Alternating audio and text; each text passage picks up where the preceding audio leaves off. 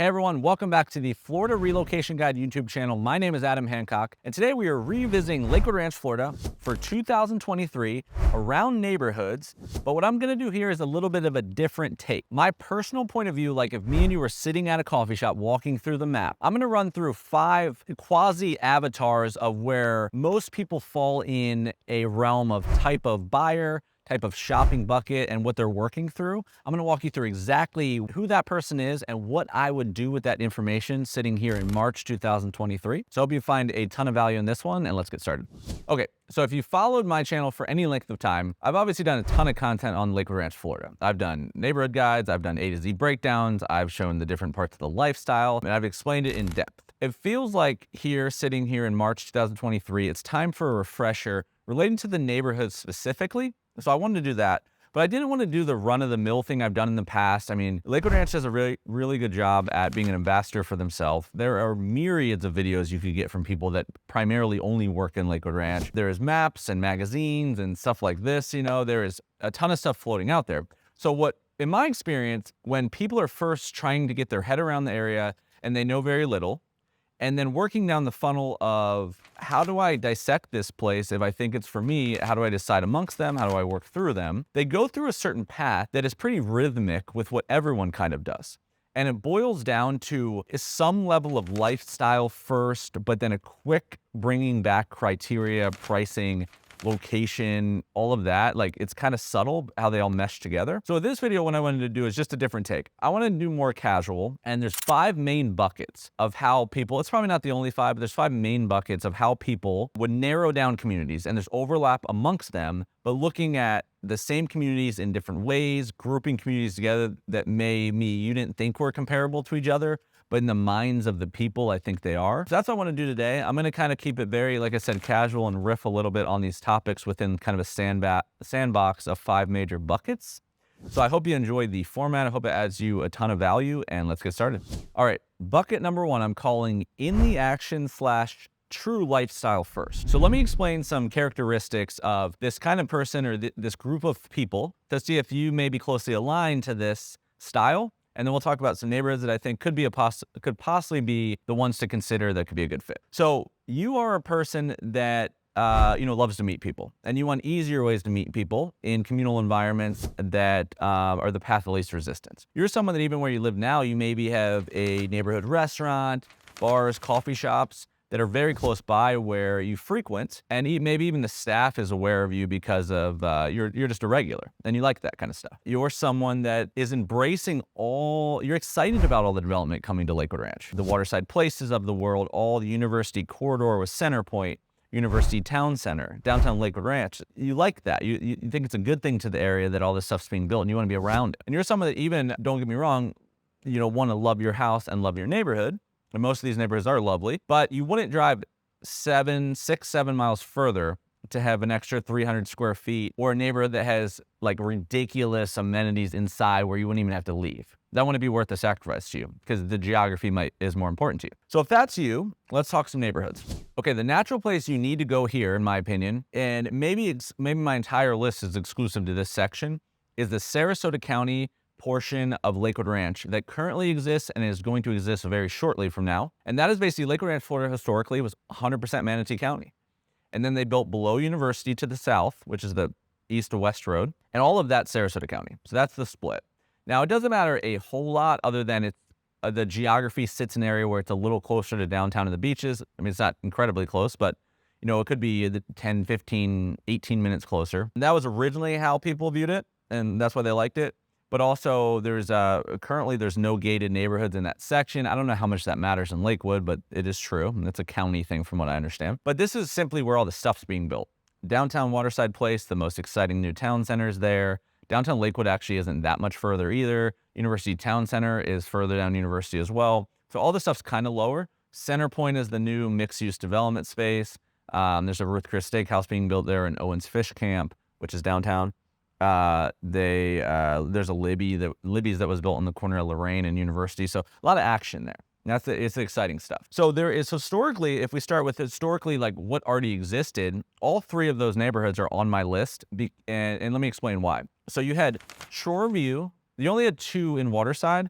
They were like proper waterside. And there was Shoreview by Pulte Homes and Lake House Cove by mostly Homes by Town and a little Arthur Ruttenberg, a little Lee Weatherington.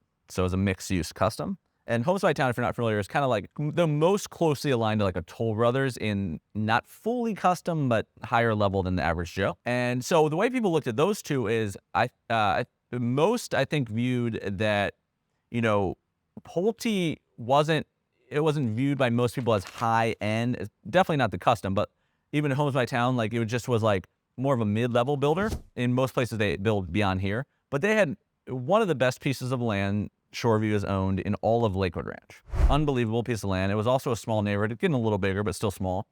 And it's also the closest single neighborhood to downtown Waterside Place, being like, you can almost see it from the front entrance if you stand outside, where Lake House Cove, they're connected neighborhoods, but it's 2 miles away. So, but those were 100% people found them because they were looking at trying to get here first. And those people that got here 2 years ago, or even if you thought it was too expensive then, they really benefited from the craziness.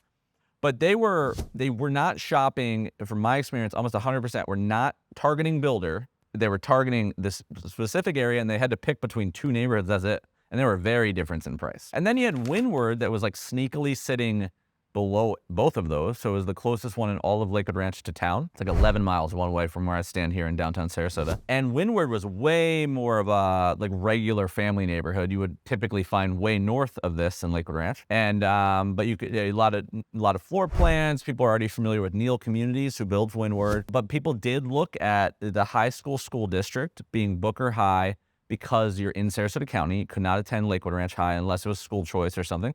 And Booker High was not only far away, but is also a 3 to 4 ranked out of 10 on greatschools.com. So it did say like maybe family kind of pricing, family kind of floor plans historically, but you had non-families a lot of times come in because of price point. 600 there was 900 in Shoreview. You could get, you know, a Savannah, this isn't as it exists currently, but you can get a Savannah 2, a Kiowa, these nice 2,800, 3,100 square foot floor plans that are lovely for, you know, under $1 million at one point, where you can get anything like that next door. So, you know, the lakes weren't $300,000 for the lakes, like the Shoreview and stuff. So it's just a normal neighborhood sitting in a great geography. So all 3 of those are still on my list. Now they're more expensive than they were, but now you're going to you have a bigger juxtaposition against all these other ones, which is better for the buyer.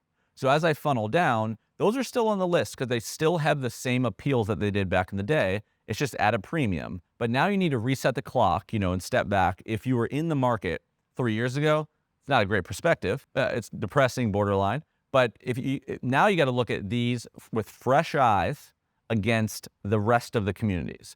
So you got to reset the pricing and say, would these actually make sense? Not because I'm bummed at they raise prices, but are they a good deal now as they stand alone against the fresh new pricing coming out?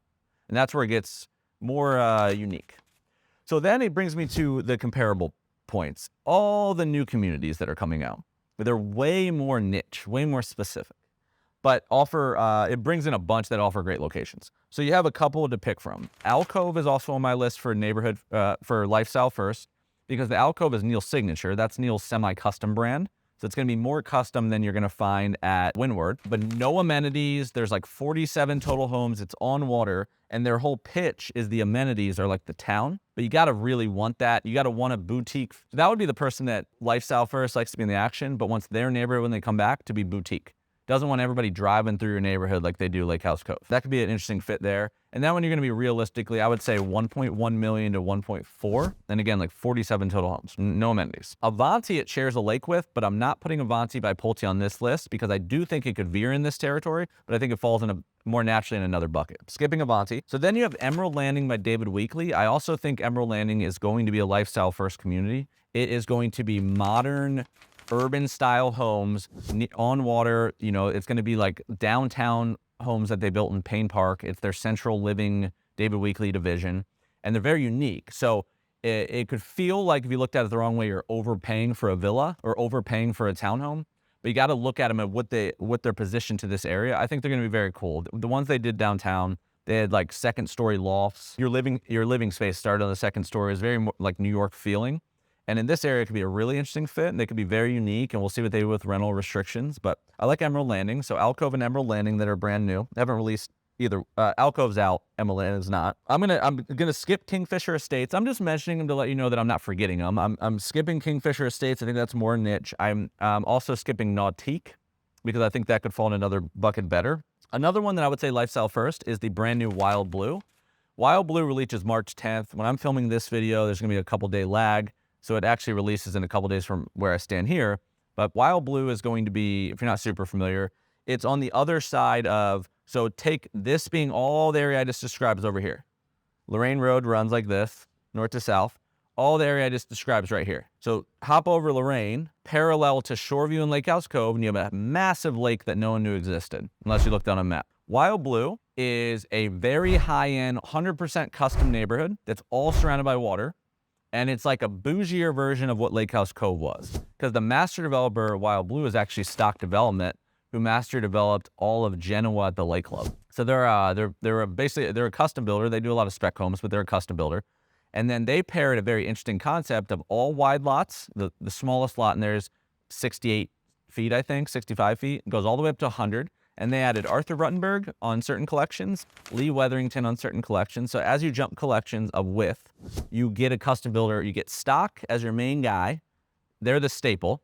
And then you get Lee Weatherington and Arthur Ruttenberg at 78 feet, John Cannon at 80 plus, and then Anchor, which Anchor does not hop in this area a lot. Anchor, which builds a lot of downtown, west of the trail, they're higher end custom guy. They're doing 100-foot lots in here, that's wide for this kind of area. So Wild Blue is 100% in there. They have amenities that, are a luxury condo building amenities. But you would not be looking at Wild Blue unless you were trying to get a specific lifestyle. Wild Blue is the one where you should get all of it. You should get the neighborhood amenities for that price. You should get the town for that price. You shouldn't put this in the boonies and pay that price. And I think realistically, this is a $1.7 to $4 million conversation after they're built. And then on the future stuff, I'm going to hold that for the end here. But that's what I would say about this area. So if you're lifestyle first, I think it's all Sarasota County. If you pinned me against the wall and you had to make a choice, I think it's all Sarasota County. They are going to have more schools and that kind of thing. But again, it's not junior version of your criteria, but you went lifestyle hard. We'll figure out schools. We'll figure out what neighborhood would work for us. Nothing's going to be perfect, but we want geography. Then that's what I would say currently in 2023 about bucket number one.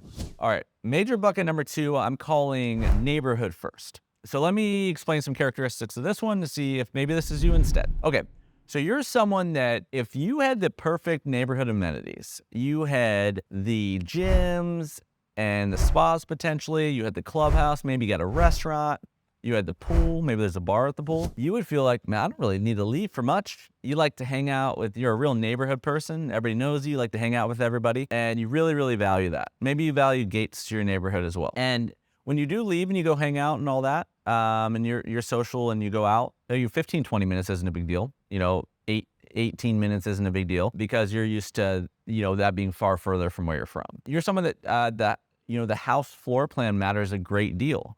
You understand that I moved from the Northeast and I had 4,000 square feet. I had a finished basement, and floor plans are different here. But, the well-appointed 2,400 square feet on a single story, 3 bedrooms, 2.5 bathrooms, 2 en-suites, a den. You understand like the way that lives is so different because there's just the 2 of us. All the spaces for the 2 people in the household and then occasional guests are bigger. All the living spaces are bigger. The master suite is bigger. So all the time spent there. And then what you don't have where you're from that you have here is what's really important to you is that unbelievable patio. So you're trying to get that 52-foot, 62-foot front planed house, maybe 76, maybe 80, so that you can have that wide outdoor patio, and you got your travertine, you got your outdoor kitchen, maybe you throw a gas fireplace on there. All of Lakewood Ranch is gas, so that's nice. And you get your morning coffee out there, and that's how you live, because you don't have these winter months anymore. You can enjoy those 300 days of sunshine. And you got the collapsible sliders, you got the corner slider maybe, and that's important to you. So the floor plan really matters to you.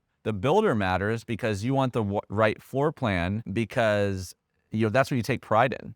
You spend a lot of time designing that house, and that's what you take pride in. If that's you, let's talk some neighborhoods that I think would be maybe this would be first and lifestyle might be second that you could look at. Okay, this one, when you're done with 1 and 2, should give you a really nice lay of the land foundationally, because we are going to spread geography now. And we are also going to hit a lot of the hot buttons that are great examples of what Lakewood Ranch is. So I want to start by going north. I'm going to go north of State Road 70. I'm going to go south of State Road 64. And I'm going to talk about two communities that are sisters that are basically central between the two of them, kind of central like this, opposite camera like this. So you have Esplanade Lakewood Ranch by Taylor Morrison. And then you have the new version of it, which is called Esplanade Azario by Taylor Morrison, and basically replicating what they've done in the past. So a few years ago, Esplanade Lakewood Ranch built a community that was 100% deeded. So it was golf deeded. So you either had, let's say you have 1,500 homes, 850 of them, and they know the calculation that works for people, 850 of them have golf and social memberships deeded into the title of their house. And then the remaining that don't have golf have social only. So one HOA is maybe $600 a month, and maybe just the socials $300 something a month, $400 something a month, whatever it may settle at. But amenities are ridiculous in here. Not only beautiful golf courses, but the amenities, especially for a couple of years ago, absolutely ridiculous. You have a full food service bar called the Bahama Bar that this brand does. You have, legitimate size restaurant stuff. Like I think Esplanade Azario has 16,000 square feet in addition to the Bahama Bar. You have resort style pools, spas, legitimate sized gyms that are built in, all include the membership. You have full-time lifestyle directors. There's a ton of events. Then the list goes on. So they always were known for just building beautiful neighborhoods that are laid out with the right amount of homes for the amenities and for the golf course. And people are romantic about that. So they're romantic about the models of the home and the way they mix with the amenities. So this is one on the list because I just think it's getting more expensive, but they have some of the best floor plans overall for the different life stages people are in and the different sizes they need. They're just laid out unbelievable. So if you take, at 52 foot on a single plane, if that's on a 2-story home, the most square feet you want to do in there is about 2,350, 2,400 square feet. Well, the Lazio floor plan and then also the Farnese are laid out in a way where it feels far larger, and it's almost altering to people to get their head around, like, this is only 2,300 square feet. I came from 5,000. And that, a couple of years ago, that was $750,000 equation. Now it's $1 million or whatever, but in comparison's sake, for those amenities, unbelievable. A lot of times HOA and CDD fees are less by the per square feet too. So, it's less. And then as you go up, you have the Palazzo. That's the father or the parent of the Lazio. It's, a 2,900 square foot plan. That's the same floor plan as the Lazio, but bigger. It gives you a wider pool deck and all that. People are obsessed with that. And then they went to 76 foot and then 90, which they don't do anymore. But they had a Lincoln and a Beacon that were bigger versions. And so they're one of the best at all their floor plans. You can say what you want about Taylor Morrison, but that's one that I've always thought that end to end they did a great job at floor plans, even down to villas. So it was affordability with those amenities, and then HOAs that people were paying $400 a month where they didn't even mow your grass, and you didn't have half of those amenities. So that is one place where you sit in a location that you're going to be 16, 17 minutes further to all this stuff from category 1, but you can't get what that is lower. So that's a clear choice where neighborhood won out. And price is mattering less now with this being more expensive and this having more options. So this is people choosing neighborhood, and a lot of people that move there don't golf. So that's number one. Okay, we're gonna go a little further south here, and I wanna talk about a community called the Lake Club next. The Lake Club is off of University in Lorraine. It is a place that in Lakewood Ranch historically, that's probably the highest end overall community, and it looks like nothing else. I've said that in the past, but it's one where you enter where it looks like nothing else. It's cut and dry. It's either for you or it's not. And if it's for you, the people are romantic about it. So in love with it. So a lot of people are familiar with just one piece of it right now. So there's one section that is actively still building homes, and that is Genoa. But what Genoa was is like a community that was patched on to an existing neighborhood. It has a separate entrance and everything. And stock development is heading up those builds. But prior to that, there was a set of 6, 7 total enclaves that all really high-end custom builder that have all these different sections and evolutions of maturity because it's been built over a long period of time. But what it sneakily created was something that truly looks like nothing else. Like, I can't say that enough. Even like house to house, there's so much texture between these communities. There's mature landscaping, but the mix of the builders and the mix of the timeline it took to build them and what they allowed, it's charming and elegant at the same time, if that makes sense. And when I bring people there, it truly is unique on its own outright. But my experience as far as why it's neighborhood first is you have to value what the Lake Club is. Like I said, if it's not for you, it's not for you, because it feels very prestigious when you go in. You have to value that because the landscaping, the gates, all the stuff going on there. You know, that $700-800 a month fee or whatever it may be does not include golf, and you have to be in love with that neighborhood first for it to make sense for you, because that location you can do other things with.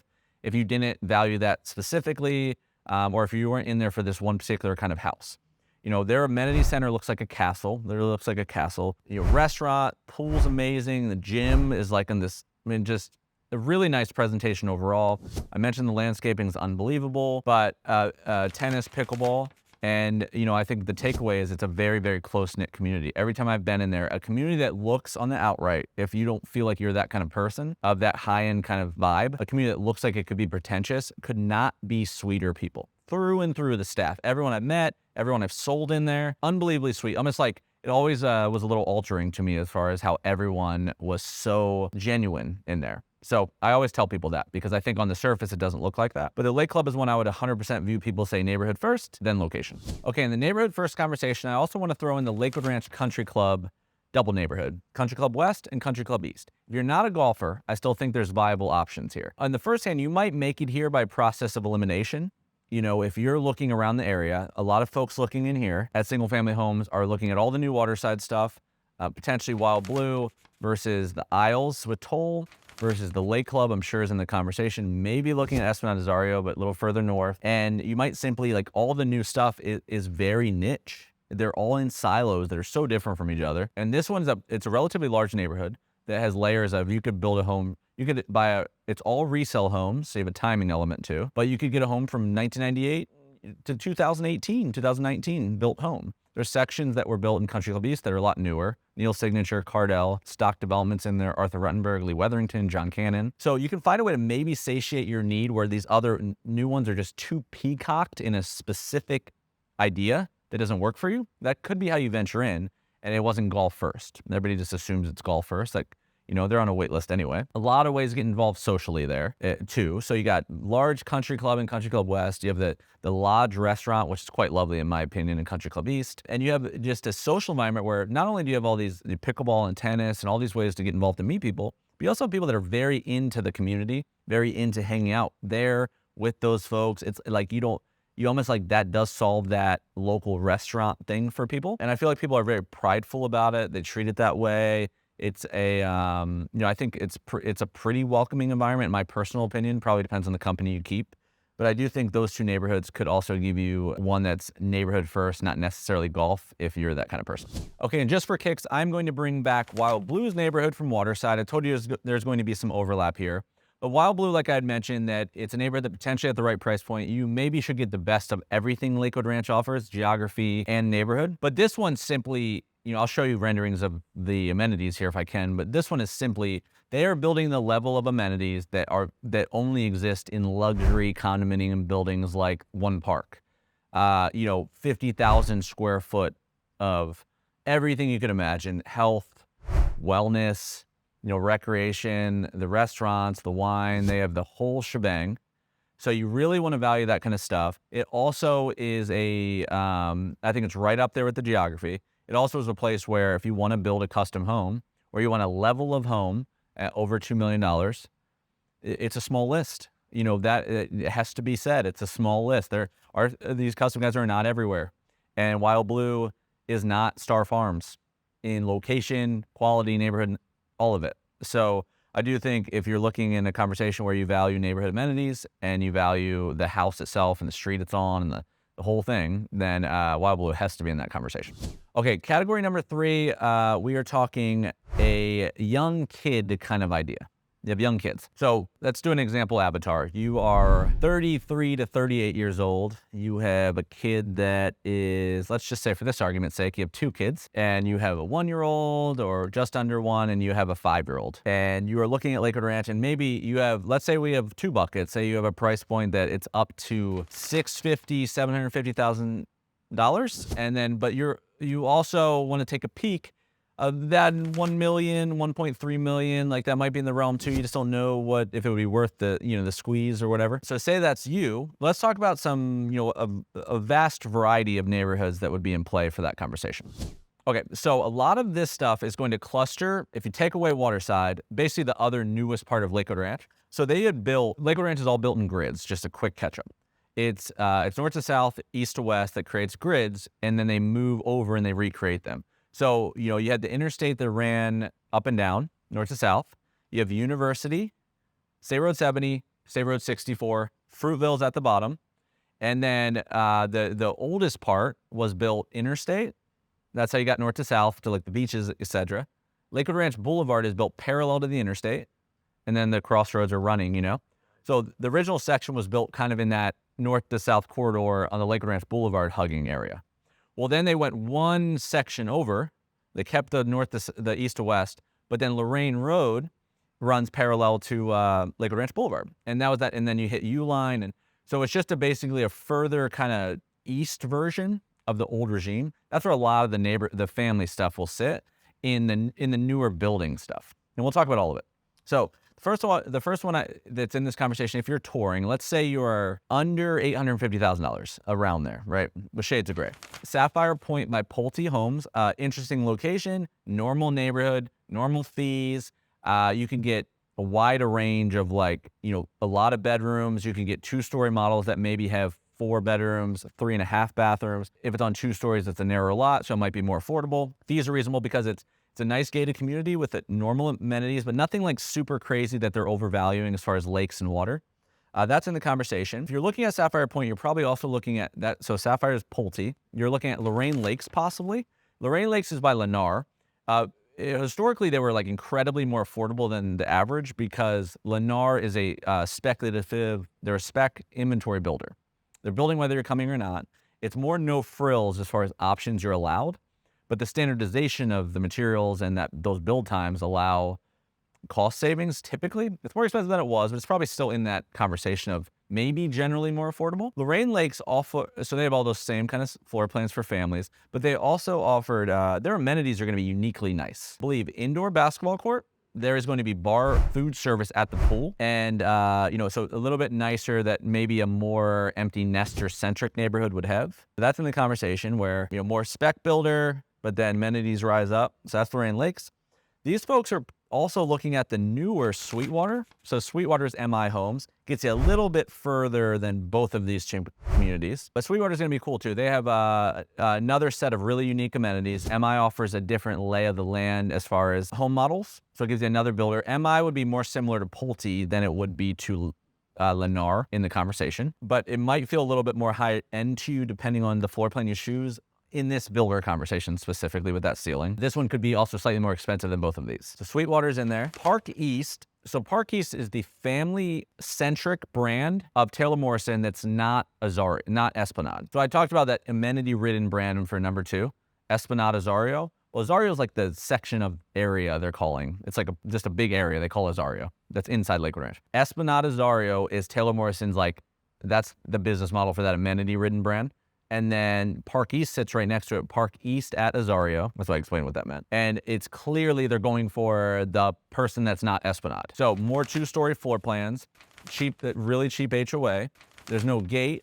I believe there's no paver driveways and no tile roofs, but they're going for affordability. So you gotta affordability in perspective, right? But you have to understand the business model of that to even get a sense of what the value would be to understand it's not going to be Esplanade, but it shouldn't be the same price. So Park East by Taylor Morrison's in that conversation. A lot of really family-centric floor plans. And then just let me spin you back to old school. Summerfield and Greenbrook. First 2 communities ever built in Lakewood Ranch. I think are kind of underrated. They're not going to feel like any of these other ones, but a lot of the custom builders back in the day that build all the new ones now, they build the first set of neighborhoods too, from 1995 to like 2003-ish.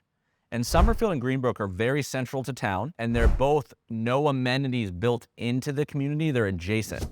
So, but very mature landscaping, nice floor plans, just older. They're choppier, you know? So you have the boxy kitchens, walls between where they shouldn't be. You have the double living rooms.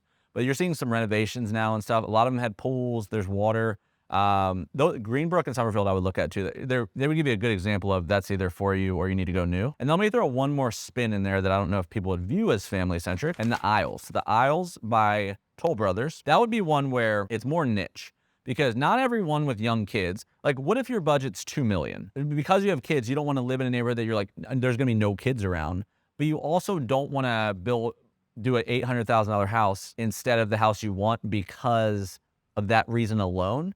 The Isles gives you an interesting mix. You know, realistically coming in there now, I think it's a 1.2 million and 2+ conversation. But as far as the balance of what that is, the amenities are pretty kid-friendly. There's pickleball, there's tennis, but there's a basketball court outside. There's a nice pool, hot tub. There's some green space to run around. The neighborhood's very walkable. There's a really nice boardwalk that runs across that you can bike and walk and etc. The people that don't have kids, I feel like they're not like, oh, not wanting kids in there. Like there is neighborhoods like that where people are purposely trying to get in a range where they don't want to be around kids, you know, all the time. There's a surprising amount of kids in there, like during Halloween and stuff. So the Isles would give you a slightly higher price point version if you wanted the in-between of that conversation and this. But those would be on this list. You could also look at Mallory Park, Indigo, and there's more. But that's probably how people are going to work through a search if that's your budget. Okay, number 4, we're a little simpler and we'll move a little quicker. We're talking the golf and the pickleball players. Pickleball is getting wildly popular, but we're talking the golf-centric people. In my experience, Lakewood Ranch itself is kind of simple, but let's talk through like the mindset of that shopping venture. You have, of course, Country Club West and Country Club East. That is a joined membership. You know, there's, depending on who you are and the perks in the house and whatever, but that's a joined membership. Like people can join it from the outside. That is on a wait list, so something to consider. But that is the original golf neighborhood of Lakewood Ranch. Esplanade Azario and Esplanade Country Club, or Esplanade Lakewood, both have deeded memberships. If you can acquire a home in there with a deeded title, then you will be in that conversation of private golf. And then I'm sure they'll be public throughout the year once they're both closed. Lakewood National has 2 golf courses. I believe 100% of the homes inside Lakewood National, which is built by Lennar as well, are golfable. That one, you do have a lot more rentals in there, something to consider, but you also have a lot more affordability. There's condominiums that are regularly going for $380,000. You can rent those things 12 times a year, 1 month at a time. For now, I think they're trying to do some things with that. But that's a typical golf neighborhood for Lakewood Ranch. That would be deeded if you wanted more of like once you got it, not everyone could golf it all the time. Some more creative ones, Rosedale. It's not on any of Lakewood Ranch's maps, but Rosedale is a cool community, public golf. But Rosedale I thought is actually really interesting to me. So check that out if you haven't, Rosedale. Terra has public and private, which is right down the road. There's a lot of these communities that are close by that are like adjacent that aren't considered Lakewood. But that's the major golf conversation. Beyond that, most of the golfers I talk to that are real sensitive about it are living in the Lake Club because really high-end, no golf. So where do you play? A lot of them in the Isles, a lot at the waterside stuff. So all those waterside neighborhoods. Wild Blue is going to be another one. So it's kind of the big crux right now is what do you do? Like where can you join? Where can you play? You know, the one thing when they're building new golf neighborhoods, they don't close them right away. You can play Esplanade Azario. You can play Welland Park Golf and Country Club in Venice. You can play some of these clubs. But I do think that's something they're going to have to figure out as far as I feel like the golf need versus the golf availability is at an all-time influx. But that's what I'm seeing as far as golf. Pickleball, tons of options. There's pickleball everywhere. There's a lot of public pickleball. It's like old school tennis. There's always that. But Lakewood Ranch has a pickleball club. A lot of people play like Colonial Oaks, which is down further south. It seems like almost every single neighborhood in the book is building pickleball courts now. So if you want to come down and get into pickleball, you see everything from just really lax, like social kind of like drinking pickleball kind of stuff. And then you see like real competitive pickleball. But that community to me is one of the most welcoming I've ever seen. I think it's a fun thing to get involved with if you're not as serious as like a tennis or a golf person. So that one, you are not going to have an issue. I wouldn't pick a neighborhood necessarily for pickleball unless it was specific to the crew that you play with lives there already. That one you should not run out of options. Okay, my 5th and final one, I'm going to talk about villa townhome people. So this could be a myriad of different situations. This could be a complete downsize. This could be you buying the Lake Club, your parents do a villa that's close by. This could be an investor. This could be a younger person that is going on a first venture from affordability standpoint. So let me run you through kind of how I would do if I was sitting in front of you. So in no particular order, Windward by Neil, which I mentioned in the first section of this video. I used to really like the villas. They had a really nice floor plan, crystal sands, and they had a couple of nice floor plans.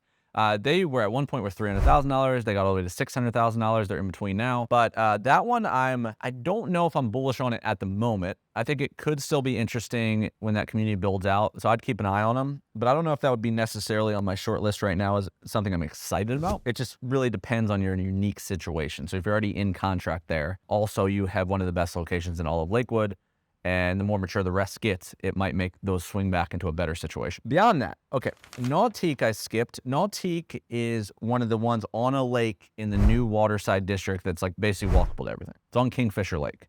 And that's MI Homes, who builds the Sweetwater kid-friendly one I mentioned. This one's gonna be interesting. It's in this conversation because from what I understand, it's over 200 units planned. Like 186 of them are townhomes. So townhome heavy.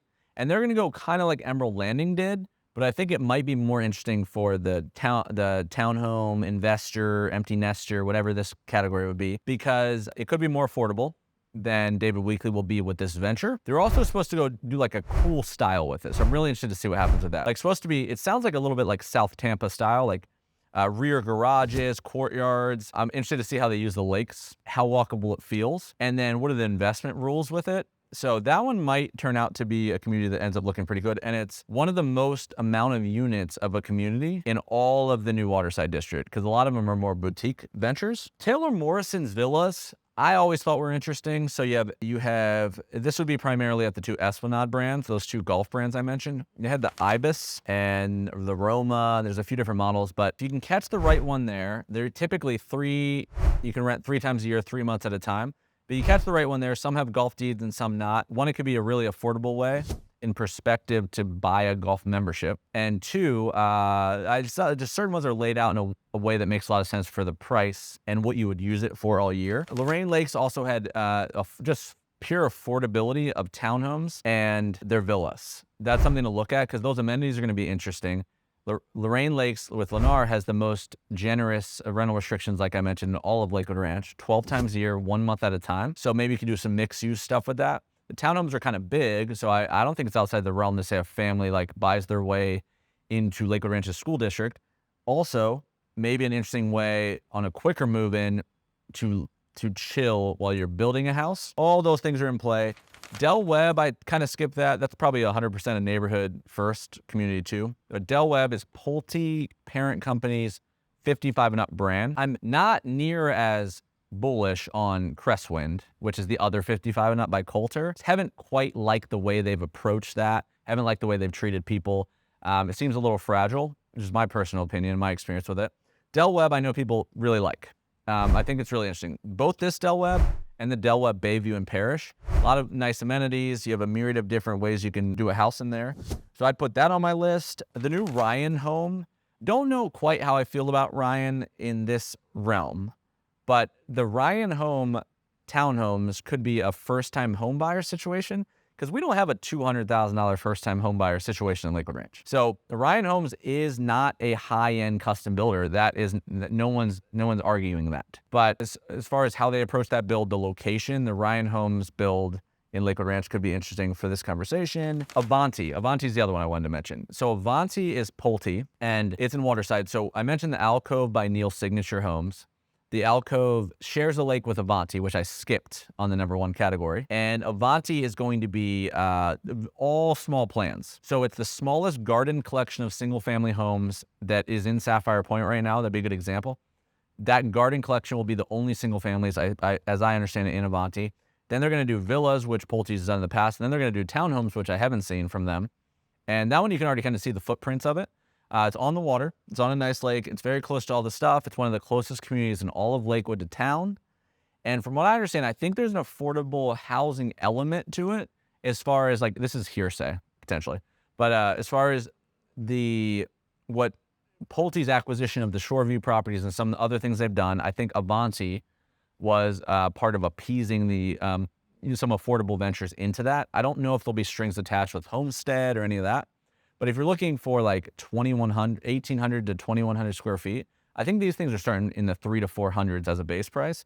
So Vonti's another one I would look at, but that would be on my short list for second home that's no frills, testing out the waters of the area, an interim option if you're building a home, and that would wrap up my number 5.